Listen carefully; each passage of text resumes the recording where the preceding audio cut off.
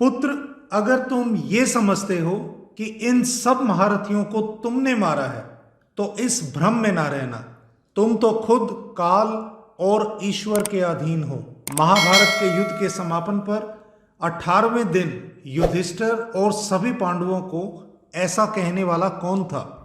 नमस्कार दोस्तों, धर्म संस्कृति की इस खास पेशकश में मैं सुमित शर्मा आप सबका स्वागत करता हूं। और आज हम आपके लिए बड़ा ही सुंदर प्रसंग लेकर आए हैं वेद व्यास जी द्वारा रचित महाभारत के छठे खंड में वर्णित अनुशासन पर्व से।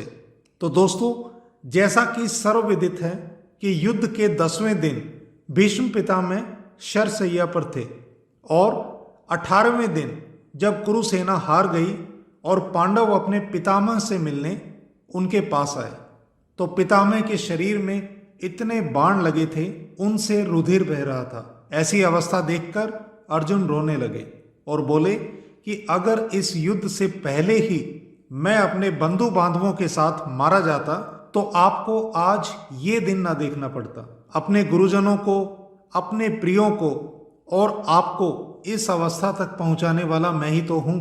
तब भीष्म पितामह कहते हैं कि तुम तो स्वयं काल और ईश्वर के अधीन हो। ये आती जाती श्वास भी तुम्हारे काबू में नहीं है। यह विषय अत्यंत गूढ़ और सूक्ष्म है और इंद्रियों की पहुंच से बाहर है।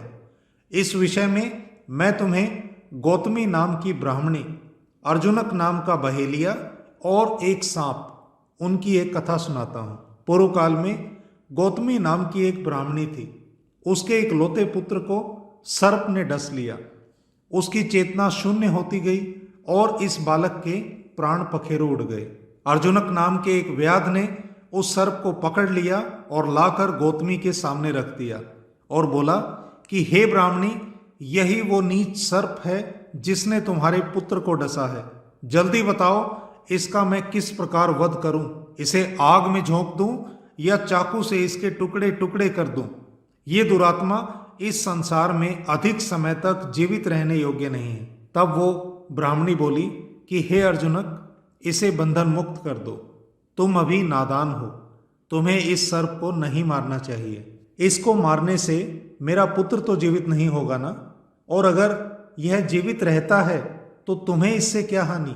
तब अर्जुनक बोला कि हे देवी, मैं जानता हूं कि बड़े बूढ़े लोग किसी भी प्राणी को कष्ट में पड़ा हुआ नहीं देख सकते और काफी दुखी होते हैं, लेकिन ये खोटी बुद्धि वाला सर्प दया भाव दिखाने के योग्य नहीं है। जो शांति चाहने वाले होते हैं वो शोक का त्याग करके संतोष धारण करते हैं, और जो अर्थवेता होते हैं वे बदला लेते हैं, शत्रु का नाश करते हैं और तुरंत शोक को छोड़ देते हैं। अतः इस शत्रुभूत सर्प को मारकर तुम भी शोक से मुक्त हो जाओगी। ब्राह्मणी बोली कि हे व्याध, हम ब्राह्मणों को किसी से भी किसी भी तरह की हानि या पीड़ा नहीं होती। हम सन्मार्ग में ही लगे रहते हैं। जब मेरे इस पुत्र का जन्म हुआ था तभी इसका मरण भी निर्धारित हो गया था। अतः हे साधो, तुम भी कोमलता का आश्रय लेकर इस सर्प का अपराध क्षमा कर दो। वह व्याध बोला, हे उदार हृदय वाली ब्राह्मणी, और नहीं तो औरों की जान के बारे में सोचो। इसे अगर आज जीवित छोड़ दिया तो ना जाने कितनों को काटेगा। इसीलिए इसका वध करना सर्वथा उचित है। अब बंधन से पीड़ित वह सर्प धीरे धीरे सांस लेने लगा था और वह मनुष्य की आवाज में बोला कि हे नादान बहेलिए, इसमें मेरा क्या दोष? मृत्यु ने ही मुझे इस कार्य के लिए विवश किया। उसके कहने पर ही मैंने इस बालक को डसा, क्रोध या कामनावश नहीं। यदि अपराधी है तो वो मृत्यु है, मैं नहीं।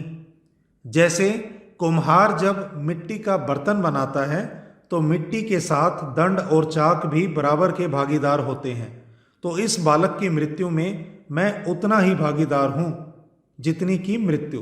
तो व्याध ने कहा कि हे सर्प, यदि मान भी लिया जाए कि इस अपराध का न तू कारण है और ना ही कर्ता, तो भी इस बालक की जीवन लीला तेरे डसने से ही समाप्त हुई है।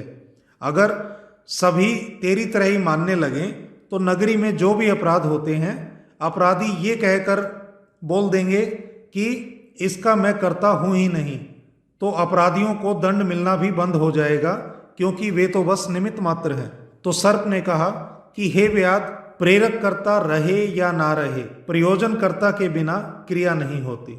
इसीलिए यहाँ यद्यपि मैं और मृत्यु दोनों समान रूप से हेतु हैं, फिर भी प्रेरक कर्ता होने के कारण मृत्यु ही मुख्य अपराधी है।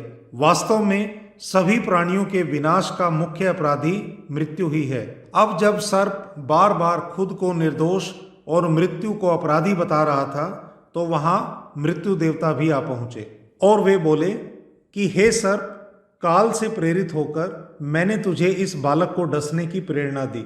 अतः इस शिशु के प्राणहंता ना मैं हूं और ना ही तुम।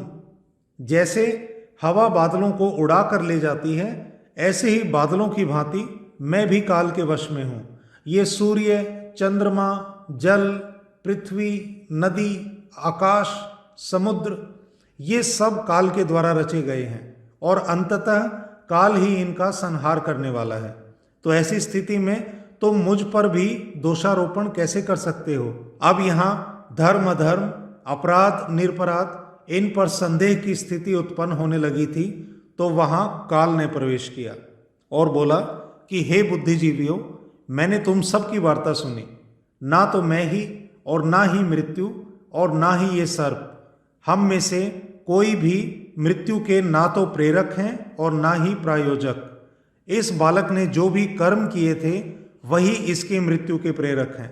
इस सृष्टि का हर जीव अपने कर्म से ही मरता है। जैसे धूप और छांव दोनों निरंतर एक दूसरे से मिले रहते हैं, उसी प्रकार कर्ता और कर्म दोनों एक दूसरे से संबद्ध होते हैं। काल के इस प्रकार कहने से गौतमी ब्राह्मणी को ये निश्चय हो गया कि मनुष्य को कर्मों के अनुसार ही फल मिलता है। वह अर्जुनक से बोली कि मैंने जो भी कुछ कर्म किया होगा, शायद उसी का ही ये फल है कि मेरा जवान पुत्र मरा। अतः इस सर्प को छोड़ दो। उसके बाद काल और मृत्यु भी अपने अपने स्थान पधार गए। तो हे पांडवों, मेरी इस स्थिति का कारण ना तो दुर्योधन है और ना ही तुम्हारे तीर, मुझे मेरे कर्मों का फल मिला है। ऐसा कहकर भीष्म पितामह ने भी अपनी आंखें मूंद ली। तो दोस्तों, ये था वो आज का प्रसंग। उम्मीद करता हूं कि आपको पसंद आया होगा। ऐसे ही और भी प्रसंग लेकर हम आते रहेंगे।